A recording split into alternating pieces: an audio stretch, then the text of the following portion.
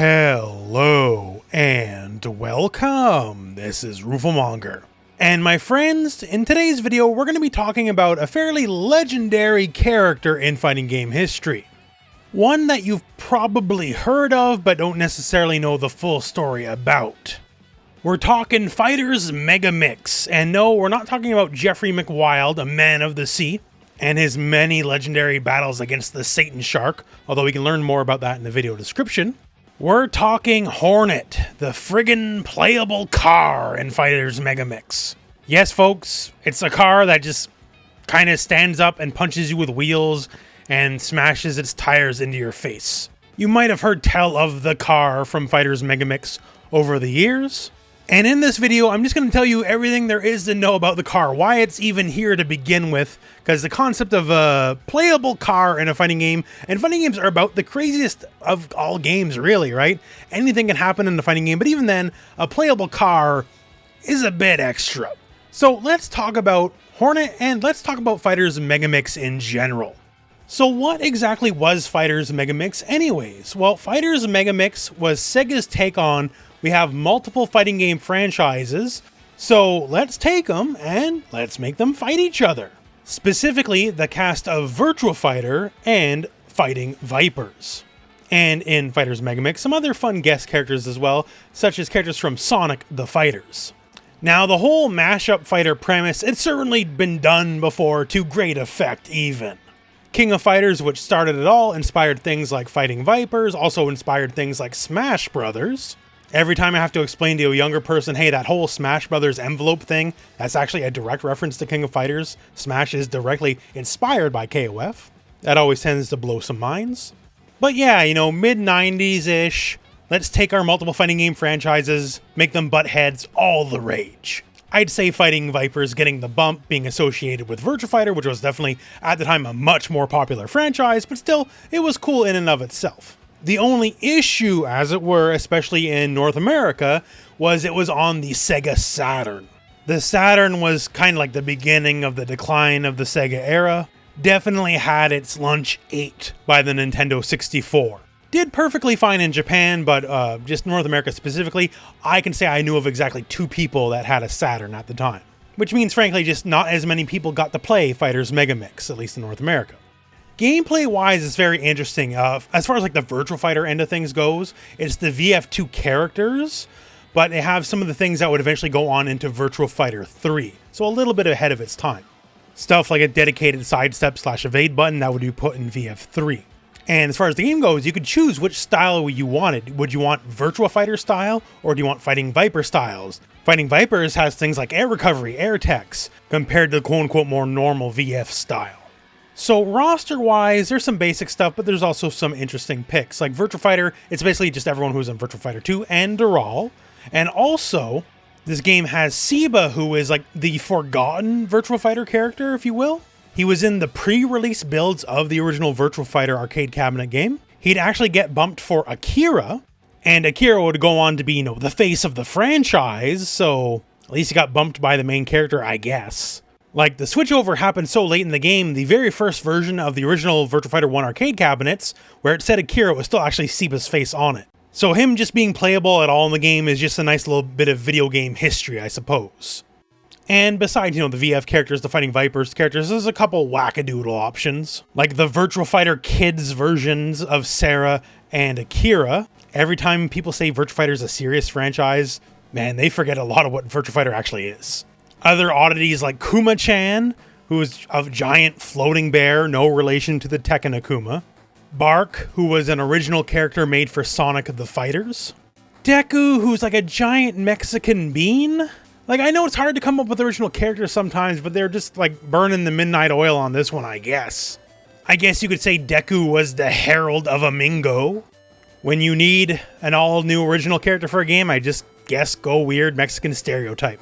There's a bunch of fun stuff. Like, there's Janet. Janet's actually a character from Virtua Cop, the light gun arcade game. And there's a fun link there because Virtua Cop would actually interact with Virtua Fighter again later down the road, as Vanessa Lewis, who was introduced in Virtua Fighter 4, was actually originally designed to be a character in Virtua Cop 3. So we got a little bit of that cross-brand synergy. So now all that said, we talked about the game itself, let's get back to Hornet, the car. Fighting as a car is pretty weird, y'all. Just by looking at it, it don't look right. So much so when you're in training mode, you ask it for a move list, it's like, no, we're not showing you a move list, this is a car. And it'll kick you out of training mode. So why exactly is there a car in the game to begin with, right? Well, Hornet's not just any car.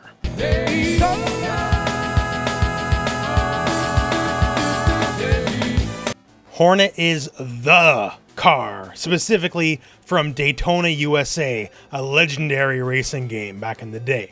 Fighters Megamix is the big mashup of all these different Sega franchises, and Daytona USA was a very popular Sega game, so why not? Also, there's another link besides just, hey, it's Sega. Now, it all depends on how much you want to get into the Virtua Fighter lore, and specifically Virtua Fighter Kids, but there's so little VF story and lore, they might as well go with it. Anyways, Jackie is, canonically, a race car driver. And in the context of Virtua Fighter Kids, it is made to appear that he may actually be the driver of Hornet. And his ending after Sarah beats him up, he's actually so mad that he destroys the Hornet car. And then is summarily executed by the pit boss for it. So there's your car lore, I guess. So as for Hornet and the moveset, Hornet's really weird because Hornet's actually like soft, a stance character. So when the match starts and, you know, you're just a car, you can do all sorts of car things like hit people with your tires or do some suspect looking car back throws. But not too much more than that. Actually, Hornet's moveset and the default form is actually quite limited. I think it's like 7 moves. You really can't do too much. Now, granted, you're doing exactly what you need to do because you're a car hitting people with your tires while you're standing up as a car. That's pretty much just about what anyone would really actually need. Good enough for me anyways, but there's a limiter to unlock. So thanks to the Fighting Vipers characters, there's this whole armor system, right? And if the armor for Hornet comes off, then Hornet gets real. By the way, here's a car getting judo tossed, just FYI. So the armor can come off in the middle of a fight, because that's the whole thing, is a whole mechanic in the game. Or you can purposely break your own armor and just throw your car parts everywhere. And once that happens, stuff gets real. Because Hornet no longer has a limited moveset. How about the fighting game classic, the Tetsu Zonko, the Iron Mountain? Yeah, you can do that as a car. You can hit them with the back of your car's shoulder and knock the enemy out. So where is this mysterious armor broken car power coming from exactly? So when your armor's broken, either if it happens in the match or you do it on purpose, your moveset just changes to another character from Fighting Vipers. The character called Bon, and Bon is effectively like the Akira, honestly. Like, he has a Tetsu Zonko and all that too. Has quite a few moves Akira does. He's a whole, you know, like high school delinquent style character. Hornet takes this to the next level because Hornet is a car delinquent. After all, a normal car wouldn't be in a fighting game, right? So therefore, proven, Hornet is a car delinquent. So basically, Hornet's a modular character. In normal, quote-unquote, form, you don't get too many moves, and when your armor's broken, you actually get access to a full different moveset. Although, when the armor's broken, you do take a lot more damage. So it's kind of cool you get another character's moveset, although, like, in purely competitive terms, it might not be the best idea. However, then again, you know, if you're thinking in purely competitive terms, you're probably not picking the friggin' car. You're probably going to pick the car because you want to do a thing like a Karyuken. And yes, the Karyuken is a real thing. It can even juggle into itself depending on the character. And, you know, doing launches into the Tetsu Zonko and all that kind of stuff. You're picking the car because you want to do something just a little bit silly. And when it comes to the silly, Fighters Megamix has got your back on that. Now, oddly enough, surprisingly enough, it turns out Hornet was kind of a one-and-done deal. Never really appeared in any other fighting game after the fact. Maybe come Virtua Fighter 6, whenever that happens, Hornet can make their triumphant return. Get revenge on Jackie for beating it up in Virtua Fighter Kids. But yeah, for this video, I know a lot of y'all have heard about the silly car from Fighters Megamix, but maybe didn't know much about it. And in this video, I just wanted to make sure you knew the backstory and why the car was here to begin with, and what the car could do, and, well, now you know.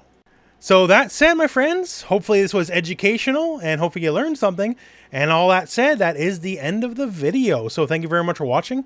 Hope this video has found you well, and go out and play some fighting games.